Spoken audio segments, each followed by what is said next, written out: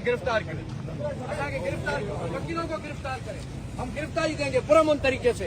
हम non violent लोग नहीं है, हम क्रिमिनल्स नहीं है, हम ह्यूमन ट्रैफिकर्स नहीं है, हम ड्रग माफियाज नहीं है। We are the respected citizen of this country. We are the taxpayers. I know the law. I know the constitution. Excuse me, sir. This is our fundamental right. कोई मसला नहीं है, कोई मसला नहीं है। गिरफ्तारियां होनी है, पुरअमन तरीके से गिरफ्तारी देंगे। कोई मसला नहीं है। जारी है, जारी रांदी, गंगा साजी जारी रांदी, जारी रांदी, गंगा साजी जारी रांदी, जारी है, जारी रांदी।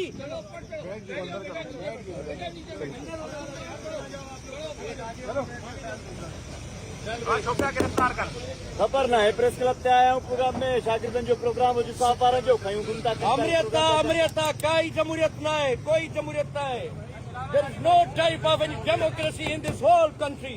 ये देख रहे आप इस मुल्क के जमहूरियत पे नाम के किस तरीके से वकीलों को अरेस्ट कर रहे हैं, पॉलिटिकल गाड़ी में।